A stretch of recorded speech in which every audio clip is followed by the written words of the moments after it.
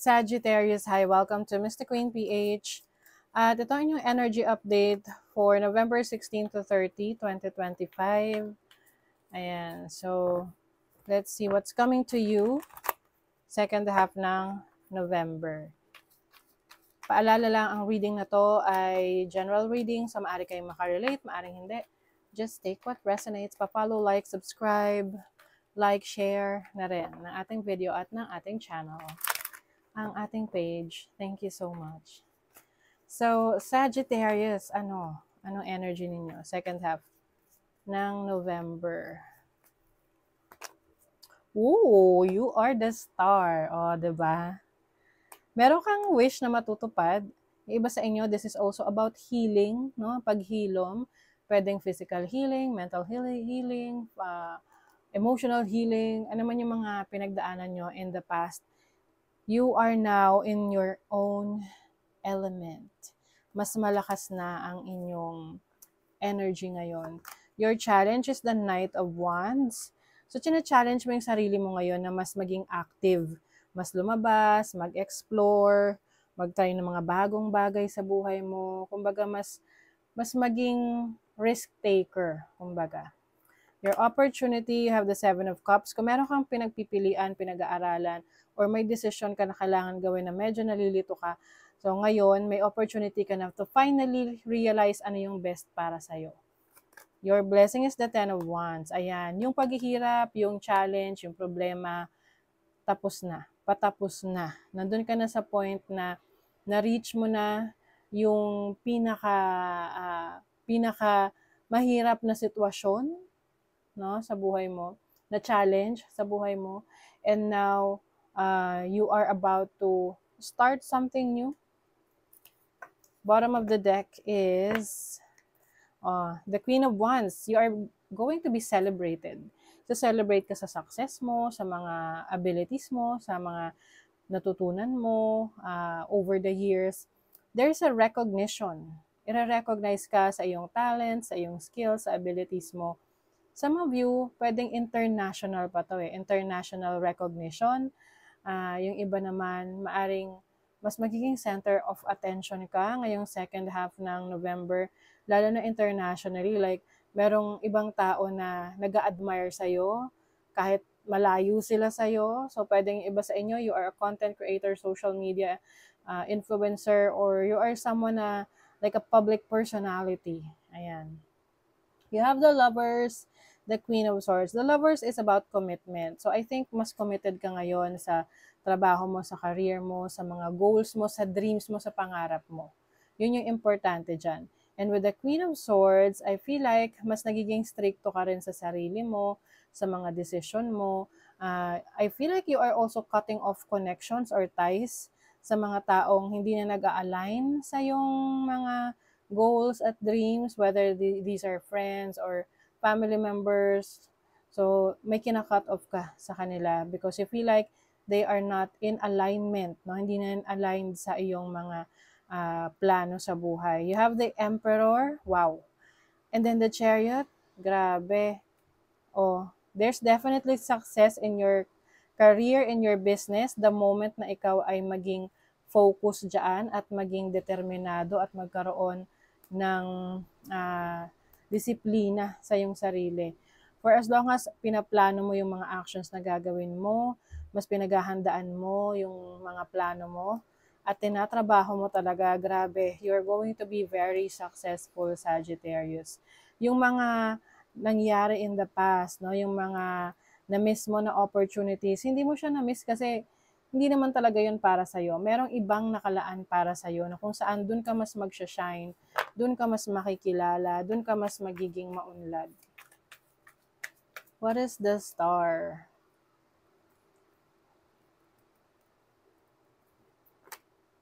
You have the King of Swords. Okay. So, ito ay isang air sign, Gemini, Libra, Aquarius. So, mas nagiging logical ka sa mga decision making mo.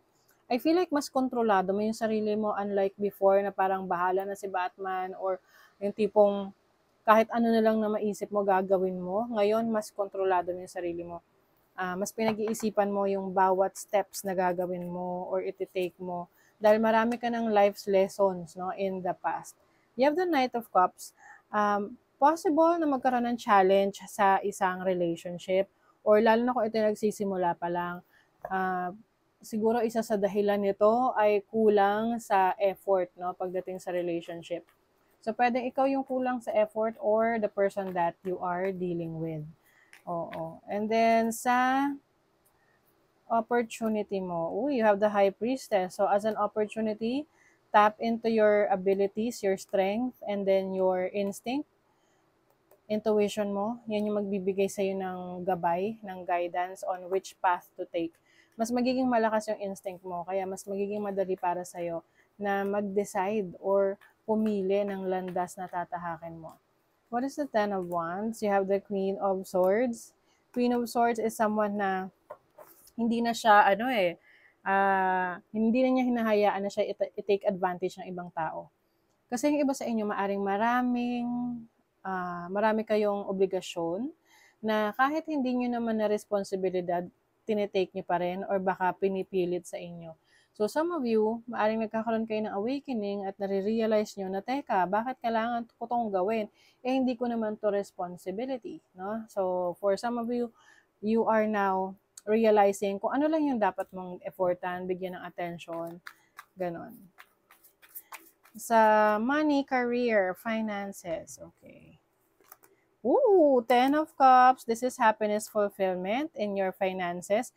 Maaring mas may time ka ngayon sa mga mahal mo sa buhay, sa family mo.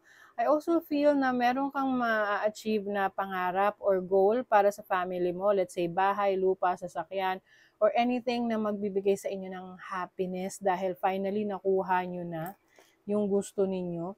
You have the Five of Cups. I think you've learned your lesson from your past, no? Maaring ito'y nanggaling sa maling desisyon mo in the past, sa trabaho mo, sa business, sa career mo. And now, kinokorek mo na yon. Ngayon, finally, nakabawi ka na. Oo. Kasi na-realize mo na, okay, huwag tayong mag-dwell sa past kasi tapos na yon, wala na tayong magagawa. Mas nag-focus tayo sa present moment. And yan, mas ini-enjoy mo ngayon yung present moment. At ngayon, alam mo yung value ng mga tao sa paligid mo, kung sino yung mga talagang deserve ng iyong pagmamahal, ng iyong care, ng iyong efforts. Sa love life naman, you have the King of Pentacles and the Chariot. Some of you, pagdating sa relationship, okay na kayo eh. I mean, kung kayo ay nasa relasyon ngayon, I feel like mas nagiging secure, stable yung relationship ninyo. Maaring meron na kayong plano to settle down kung hindi pa kayo kasal, or kung kasal naman na kayo, mas i-increase yung inyong mga ari-arian, kumbaga, mas nagiging, ang tawag nito, mas nagiging maayos yung samahan nyo ng inyong person, dahil pareho kayong may pangarap sa buhay para sa inyong future. Let's see what else. You have Jupiter in Cancer in the 4th house. Jupiter is the planet of abundance, expansion, prosperity. Cancerian energies about care, love, nurturing, 4th house, family, home life. So ngayon, napaka-importante na meron kang oras at panahon sa pamilya mo. Yung iba sa inyo, andun yung focus kung paano nyo pa mas mapauunlad ang inyong kabuhayan. You have Saturn in Gemini in the 3rd house. Merong distraction sa inyo. Maari kasing meron kayong mga dapat gawin, tapos hinahayaan nyo na madistract kayo ng ibang bagay. So, iwasan nyo yon kasi mahirap na kapag masyado ka nang na-distract. Tatakpan ko lang to kasi alam nyo na medyo baka ma-SPG tayo. So, itong Venus in Aries in the 1st house. Maaring meron ditong very interested sa inyo romantically if you're single. Kailangan lang kilalanin mo tong taong to kung ano talaga yung intention niya sa'yo. Oo, kung maganda ba yung intention niya sa'yo. Aries energy, it's time to act, take action, and cultivate, no? Asikasuhin, alagaan yung mga nasimulan mo, whether that is a business, career, trabaho, or even relationship. Diba? Lalo na kung nagsisimula pa lang yung relasyon ninyo. Uy, merong change course. Pagbabago ng direksyon. A closed door is an invitation from life to move in an even better situation or direction. It's time to change course. Some of you may nagbabago sa direksyon na tinatahak ninyo. Maaring meron kayong realizations na, okay, siguro mas maganda to, mas makakabuti to. And alam nyo, yung redirection kasi na yan ay nagiging blessing sa atin. Lalo na kung akala natin ang isang bagay para sa atin, pero hindi pala. Tapos, yun nga tinatawag nilang redirection kasi maaring mas doon ka magsasucceed, doon ka mas magiging successful, doon ka mas magiging fulfilled, no, sa buhay. Ayan. So, that is your reading, Sagittarius. Thank you so much. See you again.